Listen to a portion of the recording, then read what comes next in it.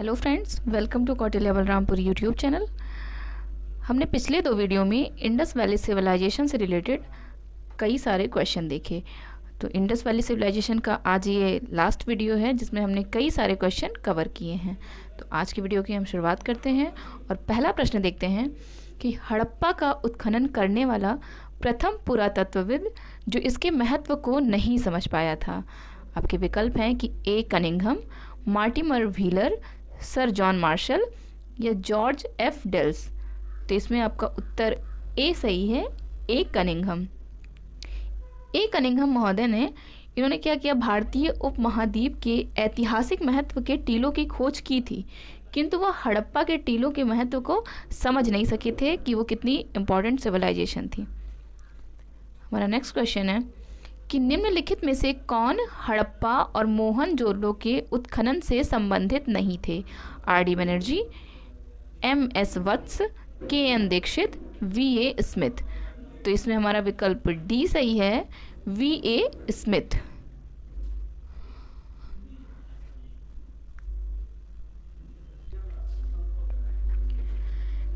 Next question है कि निम्नलिखित में से कौन हड़प्पा और मोहनजोदड़ो के उत्खनन से संबंधित नहीं थे? R D Banerjee, M S Vats, K N Dixit या वी ए स्मिथ। तो इसमें हमारा विकल्प डी सही है, वी ए स्मिथ। वर्ष 1921 में दयाराम साहनी ने हड़प्पा का सर्वेक्षण किया।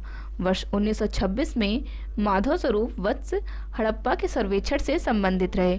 मोहनजोदड़ो की खोज सर्वप्रथम वर्ष 1922 में राखलदास बनर्जी ने की तथा इसके पुरातात्विक महत्व की ओर ध्यान आकर्षित किया।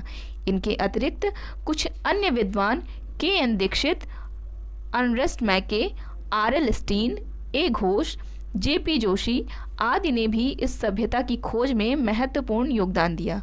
अतः स्पष्ट है कि वी ए स्मिथ हड़प्पा सभ्यता की खोज से संबंधित नहीं रहे, बल्कि ये भारतविद एवं कला इतिहासकार के रूप में प्रसिद्ध थे।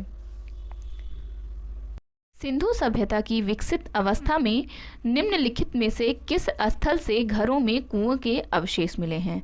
हड़प्पा से, लोथल से, कालीबंगा से या मोहनजोदड़ो से? तो इसमें चारों विकल्प लगभग सही हैं कि क्योंकि कुओं के अवशेष हड़प्पा, लोथल, कालीबंगा, मोहनजोदड़ो हर जगह से मिले हैं। जय नारायण पांडे की पुस्तक पुरातत्व विमर्श के पृष्ठ संख्या 386 2020 संस्करण के अनुसार सिंधु सभ्यता के अधिकांश नगरों के लगभग प्रत्येक घर में निजी कुएं एवं स्नानागार होते थे और पानी के निकास के लिए नालियों की व्यवस्था थी। रामशरण शर्मा की पुस्तक प्राचीन भारत का इतिहास के पृष्ठ संख्या 78 के अनुसार कालीबंगा के प्रायः सभी घरों में कुएं थे। इस प्रकार इसमें सभी विकल्प सही माने जाएंगे। हमारा नेक्स्ट क्वेश्चन है, प्रथम मानव ने निम्नलिखित में से किस धातु का उपयोग किया था? सोना का, चांदी, तांबा या लोहा? तो इसमें हमारा विकल्प बी सही है, तांबा। सर्वप्रथम मानव द्वारा तांबा धातु का प्रयोग किया गया।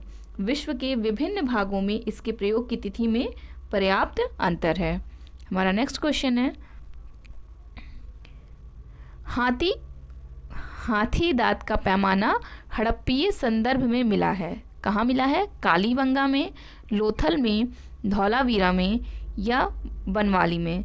तो इसमें हमारा विकल्प बी सही है, यानी लोथल जो कि भोगवा नदी के तट पर है, यहाँ हाथी दांत का पैमाना मिला है। हड़प्पा सभ्यता भारत की प्राचीनतम सभ्यता थी। हड़प्पीय संदर्भ में हाथी दांत का पैमाना लोथल से मिला है जो कि गुजरात में भोगवा नदी के किनारे स्थित है। हड़प्पा कालीन स्थलों में अभी तक किस धातु की प्राप्ति नहीं हुई है? तांबा की, चांदी की, स्वर्ण की या लोहे की?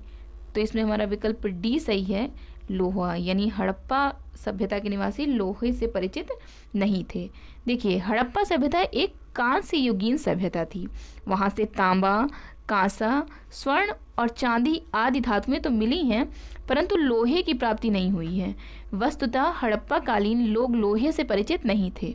भारत में लौह युग का प्रारंभ उत्तर वैदिक काल लगभग जो कि 1000 ईसा पूर्व से माना जाता है।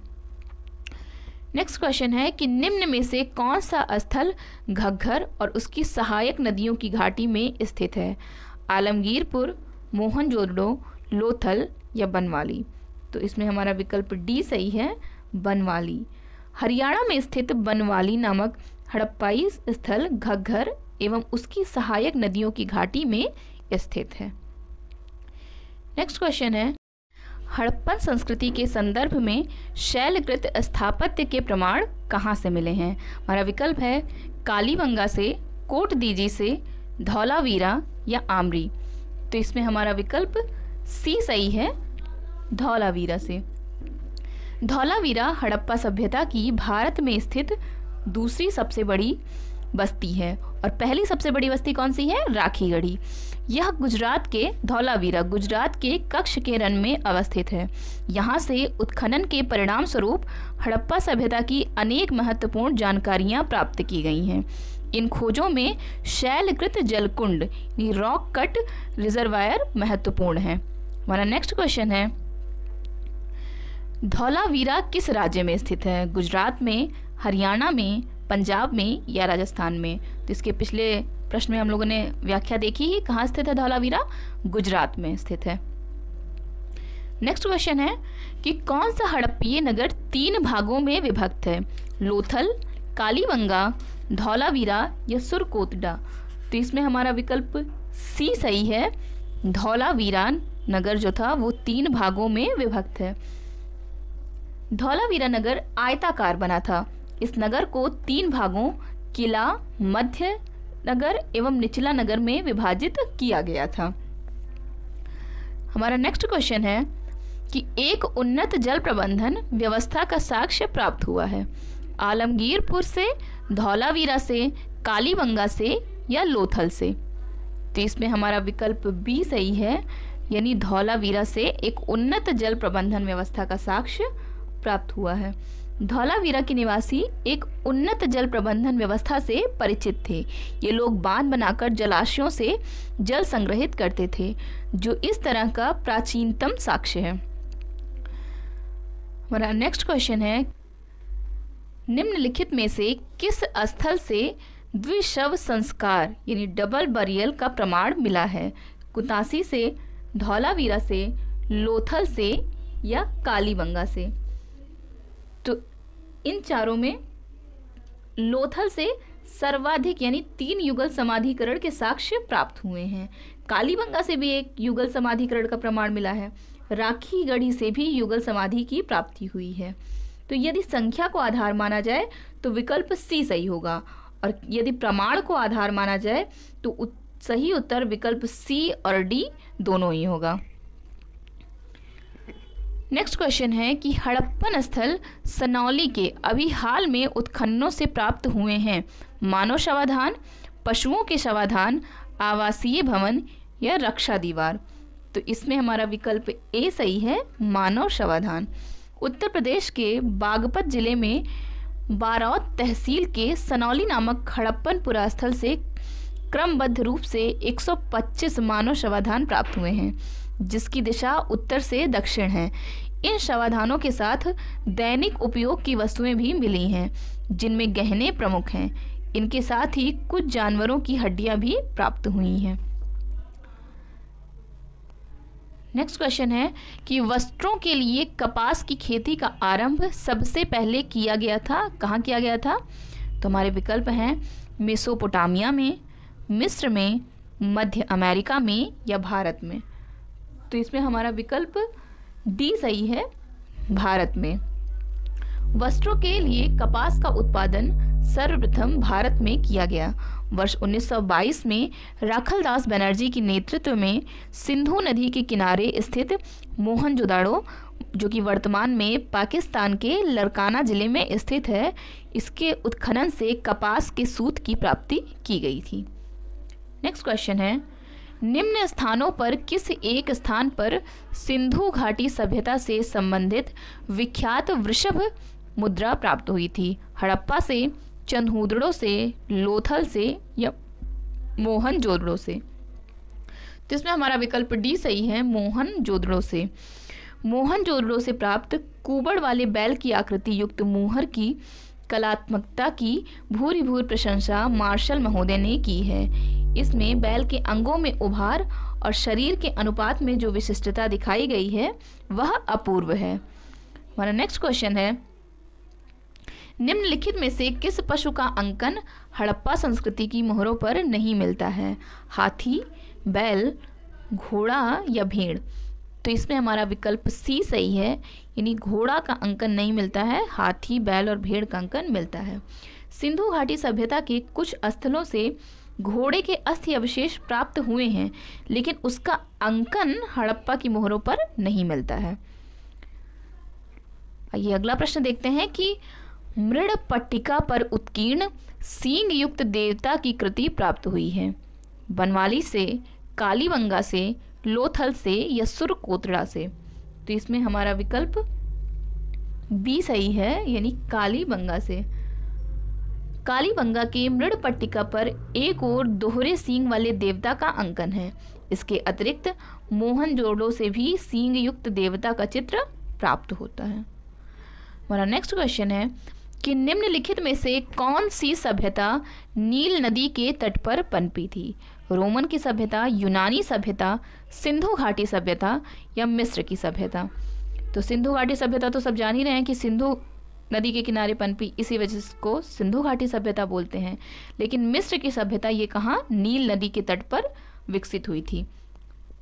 मिस्र की सभ्यता का विकास नील नदी की द्रोणी में हुआ। नील नदी विश्व की इस प्राचीन सभ्यता की आधार थी। मिस्र को नील नदी का उपहार कहा जाता है, क्योंकि इस नदी के अभाव में यह भूभाग रेगिस्तान होता। मिस्र अफ्रीका महाद्वीप में स्थित है। इसकी समकालीन सभ्यताएं सिंधु घाटी सभ्यता जो कि भारत में स्थित थी, और मेसोपोटामिया की सभ्यता जो कि इराक में स्थित थी। हमारा नेक्स्ट क्वेश्चन है कि निम्नलिखित सभ्यताओं का उत्तर से दक्षिण का सही क्रम कौन सा है? ये थोड़ा सा टेक्निकल क्वेश्चन है। माया, एस्टेक, मुइस्का, इंका या माया, मुइस्का, इंका, एस्टेक या एस्टेक, मुइस्का, माया, इंका या एस्टेक, माया, मुइस्का, इंका? तो इसमें ऑप्शन डी सही है कि एजटेक, माया, मुइस्का, इंका ये उत्तर से दक्षिण का क्रम है सभ्यताओं का। एस्टेक सभ्यता का विस्तार मेसो अमेरिका के उत्तरी भाग पर था। मेसो अमेरिका के अंतर्गत मध्य मेक्सिको से लेके Belize, Guatemala, El Salvador, Honduras, Nicaragua तथा उत्तरी कोस्टारिका तक का क्षेत्र शामिल है। इस प्रकार एजटेक सभ्यता का विस्तार मध्य मेक्सिको में, माया सभ्यता का विस्तार मेसो अमेरिका के दक्षिणी भाग अर्थात दक्षिणी मेक्सिको से लेकर दक्षिणी ग्वाटेमाला, बेलिज, अल सल्वाडोर एवं होंडुरास तक था। इसके अलावा मुइस्का सभ्यता दक्षिणी अमेरिका महाद्वीप के कोलंबिया के पूर्वी भाग में विस्तृत थी, जबकि इंका सभ्यता का विस्तार दक्षिणी अमेरिका के पश्चिमी भाग में उत्तर में क्वेटो से लेकर दक्षिण में सेंटियागो तक था। इस प्रकार स्पष्ट होता है कि प्रश्नानुसार दी गई सभ्यताओं का क्रम क्रमशः उत्तर से दक्षिण की ओर इस प्रकार है। सबसे पहले एस्टेक, फिर माया, फिर मुइस्का तथा इंका। तो इस तरह हमारा विकल्प डी सही उत्तर होगा। नेक्स्ट क्वेश्चन, लेखन कला की उचित प्रणाली विकसित करने वाली सर्वप्रथम प्राचीन सभ्यता कौन सी थी? सिंधु सभ्यता, मिस्र की सभ्यता, चीन की सभ्यता या सुमेरिया की सभ्यता? तो इसमें हमारा विकल्प डी सही है, सुमेरिया की सभ्यता। सुमेरिया सभ्यता के लोग प्राचीन विश्व के प्रथम लिपि आविष्कर्ता थे। इनकी प्रारंभिक लिपि का स्वरूप अत्यंत सरल एवं आदिम था। सुमेरिया की क्यूनिफॉर्म लिपि को सामान्यतः प्राचीनतम लिपि माना जाता है। तो आज के वीडियो में हमने सिंधु घाटी सभ्यता से सारे प्रश्न देखे। तो पिछले 3 वीडियो मिला के अगर आप तीनों वीडियो देख लेते हैं तो सिंधु घाटी सभ्यता से जितने भी प्रश्न बन सकते हैं किसी भी प्रतियोगी परीक्षा में लगभग सब आपके कवर हो गए हैं। वीडियो को ध्यान से देखें, नोट्स भी बना लें, और आगे के वीडियो में अब हम किस पे आएंगे? वैदिक काल पे। बहुत बहुत धन्यवाद।